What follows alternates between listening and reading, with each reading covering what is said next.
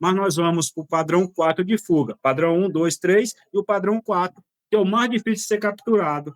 Que eu vou, se o coronel aí, quiser... Sim, só fazer um reforço aí, como a gente costuma falar, né, que o cerco e bloqueio, eles são fundamentais numa operação dessa aí, né, de captura de bandidos. E a gente não pode deixar de falar do pontos de passagem e armadilhas de pegada, né, porque os pontos de passagem, né, eles se dão próximos, eles são, né, ligados aos bloqueios, né, que são geralmente na área de vegetações que a gente tem que fiscalizar, tanto para o lado oposto da pista, como, vamos dizer assim, para a retaguarda do bloqueio, né?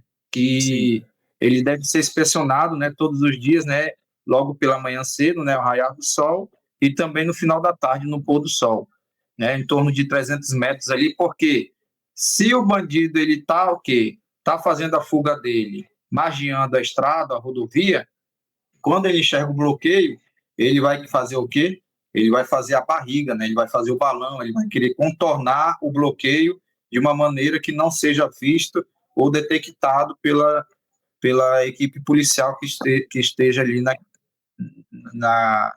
naquela missão ali do bloqueio. É exatamente isso, é fundamental, porque se você tem um bloqueio aqui na estrada, aí o fugitivo que está vindo na estrada à noite, aí vê o giroflex, o bloqueio ele é ostensivo, ele vai entrar no mato, vai rodear e vai deixar aquele bloqueio perdido. Por isso tem que ter essa inspeção. E os pontos, isso aqui é o ponto de passagem, nós chamamos de ponto de passagem, são próximos aos bloqueios, inspecionados dos lados da rodovia, pela manhã e à tarde. Aí o comando adiantou também a questão da armadilha de pegada, a correria por causa do tempo, armadilha de pegada. O que é armadilha de pegada? São... tá aí no comando dá para ver. Aqui também. Isso aqui, ó. Isso aqui é uma plantação aqui, daqui é a capa do nosso livro, uma plantação aqui, e aqui é uma terraplanagem. Se o vagabundo está vindo ali, isso aqui é quilômetros. E ele passar aqui, ele vai deixar rastro. E essa aqui é a nossa equipe do Grupo de Operação Cães, na Operação Canguçu, e estava seguindo o rastro do vagabundo bem aqui. Isso aqui são armadilhas de pegada. Não tem como ele passar sem deixar vestígio, sem deixar rastro. Porque ele não vai arrodear agora aqui por dentro da plantação quilômetros e quilômetros para atravessar. Ele atravessou aqui, ele até seguiu. Aqui tinha um rastro vagabundo aqui. O que é armadilhas de pegada? São locais, terraplanagem, longas extensões também de cerca, arenosa ou mesmo rodovia que eles têm que atravessar e vão ter que deixar inevitavelmente vestígio. Vamos ter que inspecionar isso aqui também logo de manhã, ver se ele passou à tarde, e também no final da tarde, ver se ele passou durante o dia. É aqui onde nós buscamos vestígio. Isso aqui também, até nas grandes operações nossas, que tem o uso de drone, pode fazer uma inspeção com drone, tranquilo aqui, que dá para ver. Inclusive, até o nosso helicóptero já pegou rastro dos vagabundos nesse tipo de área bem aqui, e direcionou as equipes para lá. Então, é fundamental que estamos atentos nas armadilhas de pegada e nos pontos de passagem, como ressaltou o coronel. Aí, né, Pira, a gente agora pode passar para o padrão de fuga 4, né? Que são aquelas ocorrências, vamos dizer assim, locais, né? Que geralmente são homicídios. A gente já teve casos aqui no Tocantins de ter ocorrido também com a situação de roubo a uma agência dos Correios, né? E é um local que geralmente é um tipo de ocorrência que geralmente o bandido, o criminoso, ele é local, ele é da região, aquela região de zona de mata, né? Ele conhece toda a população. O padrão 4 de fuga é o criminoso que comete o crime, às vezes pode ser em área de assentamento, fazenda, ou mesmo em cidade pequena no interior, às vezes até um roubo, a correio, a loteria, e vai para a área de assentamento. Só que ele conhece toda a região ali. Ele mora naquela região, ele sabe como se esconder, ele sabe alguns recursos que tem ali na área de mato, que ele pode, um bananal, um canavial, um sítio abandonado, que ele vai poder se alimentar ali no mato, sem precisar sair. E ele não quer sair. Ele está na área que ele mora, na área rural, e ele é um exímio conhecedor da área rural e sabe deslocar, sabe se esconder. Esse é difícil ser capturado. Porque Nós cercamos, nós bloqueamos, nós saturamos, mas nós estamos esperando eles querer sair. O assaltante, ele quer sair, só que o padrão 4 de fuga não quer sair. Nós temos como exemplo desse, que é conhecido no Brasil todo, a questão do Lázaro.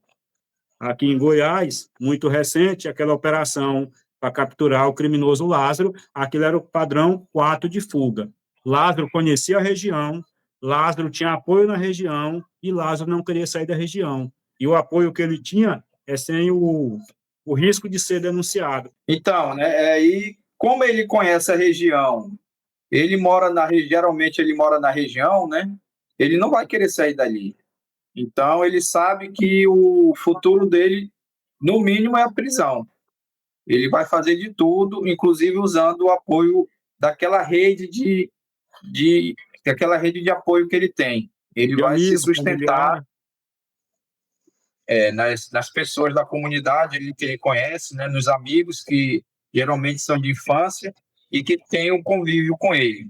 Né? No caso Lázaro, é importante citar, como os próprios policiais falaram, eu e o Pires tivemos a oportunidade de ir no batalhão de cães lá da PM do Distrito Federal, né? Ele tinha um apoio de pessoas da cidade, da região, que ele se homiziava dentro da casa das pessoas, se alimentavam. Então, era uma rede grande de apoio que ele tinha.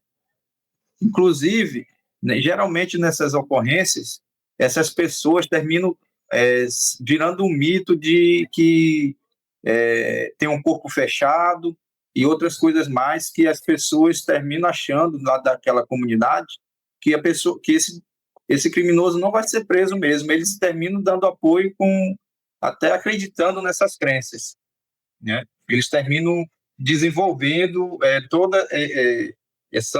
esse contexto, todo esse cenário para dar apoio para esse criminoso. E para capturar eles, o passo a passo. Esse aí, para você, nós não conhecemos a região. Para nós, for segurança, ir lá. Aí o cara está se escondendo em caverna, em buraco de serra, em mato fechado, e não quer sair, ele não vai se movimentar. E vai ter apoio sem o risco de ser denunciado. Então, fundamental para fazer bloqueio, para garantir que ele não vai sair, tem que bloquear que ele sai para a rua, que ele já não quer sair, mas vamos garantir que ele não vai sair, se ele sair vai ser capturado. Bloqueio e saturação. E a ferramenta, saturação é no mato mesmo, a pé, os grupos especializados de rastreio de combate, mas a ferramenta essencial, voltamos de novo a frisar, para capturar isso aí, é um cara só, que sabe andar no mato, não deixa vestígio, não corta, não quebra. Nesse caso, a melhor ferramenta é o cão farejador, o cão de busca-captura. Melhor ferramenta, os cães de busca-captura. E a segunda melhor ferramenta é o serviço de inteligência. O serviço de inteligência que vai monitorar os moradores locais, possíveis familiares dele, para ver se ele está recebendo esse apoio. Sem o serviço de inteligência e sem os cães farejadores, não vai ser capturado tão fácil. É tanto que nós não tivemos a ousadia, observamos tanto e não tivemos a ousadia de dizer assim, comando, na maioria das vezes, esse é um capturar entre o dia tal e o dia tal. Não, ele pode ser capturado, às vezes, no terceiro, no quarto, no quinto, e a maioria, algumas vezes, dependendo do estado e do crime, esse crime é um crime grave, mas, dependendo da situação, não vai ser capturado, porque vão desistir, vão segurar 15, 20, 30 dias e não vai ser capturado. Lázaro seria capturado, mesmo que durasse, porque nós conhecemos nossa co-irmã, e nós conhecemos as forças de segurança e nós conhecemos o governo aqui de Goiás, que não ia sair. E no Tocantins, se fosse também, nós temos um caso desse aqui também. No Tocantins, se o coronel quiser citar como exemplo, tranquilo. Mas nós estamos citando o Lázaro porque é o mais conhecido. Mas Lázaro durou muito... Pode ser, comando. Inclusive, Pires, tocando aí na parte do serviço de inteligência, a inteligência não trabalha só no padrão 4 de fuga, não, né?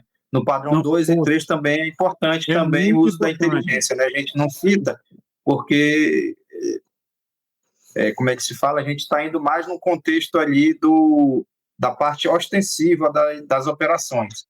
Mas a inteligência no padrão 2, no 3 e no 4 são altamente importantes também. Estão O serviço de inteligência são os nossos olhos, porque quem vai dizer que os criminosos não estão mais no mato, o único que vai sinalizar é a serviço de inteligência, através do serviço de inteligência, ó. Porque se nós suspendermos uma ocorrência no 10º dia porque não tivemos vestígio, pode estar no mato. Agora, o serviço de inteligência é fundamental em todas as fases, nós estamos correndo aqui pelo horário, mas mais que fundamental ainda, agora no padrão 4, porque ela que vai monitorar isso aí, tá? E se eu puder acrescentar para os senhores, na maioria das nossas vezes, esses caras vão ser capturados pelos cães, ou o serviço de inteligência vai descobrir onde ele está tendo apoio, vai ser capturado, como aconteceu com o Lázaro, ou, em algumas vezes, eles vão se entregar através daqueles familiares que estão tendo contato, os familiares também, quando vê o ser que a polícia não sai, vão convencer ele a se entregar. Já tivemos aqui N casos. O padrão 4 é difícil ser capturado, vai ser capturado, mas através do cão farejador, do serviço de inteligência, e às vezes o serviço de inteligência vai descobrir o apoio e em seguida o apoio dele vai entregar ele, convencer ele a se entregar. E também, tanto no padrão 3 de fuga, temos uma rede de apoio. Pela correria, ficou, nós não mencionamos, mas o novo cangaço, ele não entra para fazer um ataque, um domínio de cidade, sem ter um apoio. Se 10 apareceu na cena do crime, pode contar no mínimo mais 20, no mínimo mais 20 de apoio deles. Mas nosso serviço de inteligência já levantou que eles têm o triplo de apoio. E quem é o apoio? Desde o vagabundozinho local, como pessoas altas de fora de suspeita, porque o resgate deles é feito por cidadão que é fora de suspeita, que ele vai transitar na área do bloqueio. Mas vamos voltar aqui para o padrão 4, eu só dei uma pincelada lá. Então, o E padrão aí, 4... Pires, voltando para o padrão 4 aí, o início da operação, né? Deve-se observar o último local em que esse criminoso foi visto, para se tentar pegar o cão para fazer o quê? Se iniciar o rastreio desse criminoso, né? Isso tudo é importantíssimo, esse primeiro passo, né?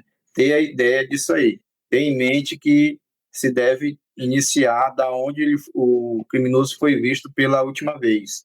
E dentro disso aí, né, se estabelecer todo o teatro de operações, né, com os cercos, com os bloqueios, com cerco, com os bloqueios, né, com a equipe fazendo bloqueio, aproximadamente a 10 quilômetros, né, de distância desse local que esse bandido foi visto.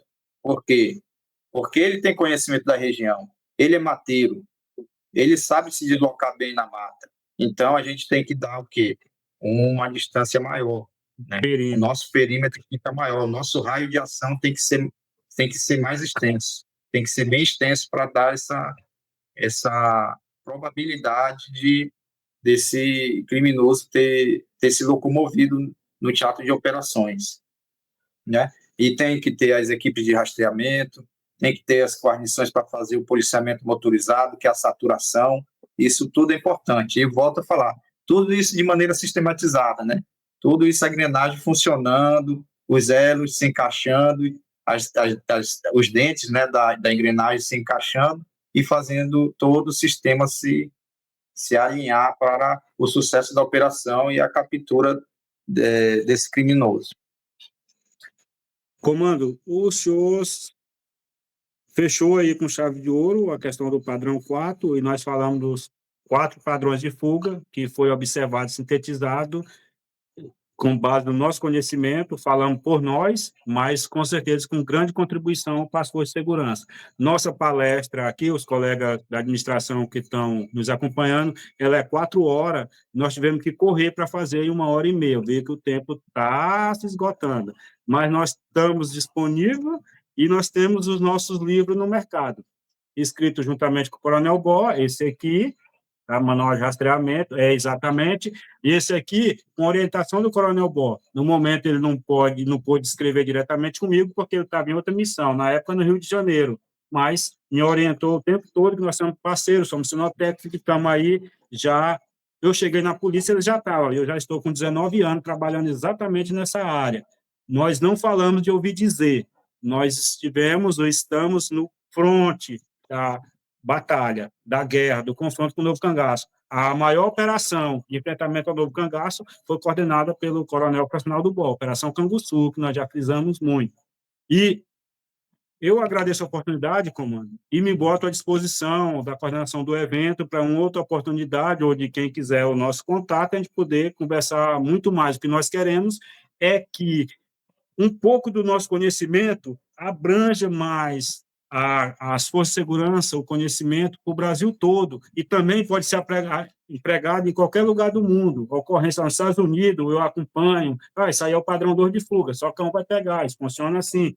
Tá? Quando o cara vai para o mato, aqui está sintetizado. Mas, como o nosso tempo é curto, eu deixo a palavra com o senhor e agradeço muito pela oportunidade que nos deram e agradeço muito pelo senhor poder estar junto comigo nessa caminhada de sintetização do conhecimento e contribuindo com a segurança pública. Essa é a nossa vida, essa é a nossa função. Foi para essa missão que nós fizemos um compromisso, com o sacrifício e com o risco das nossas vidas. E já enfrentamos coisas difíceis no mato. Como eu falei, no mato, Novo Cangaço bem armado, só mais um minuto da Operação Canguçu.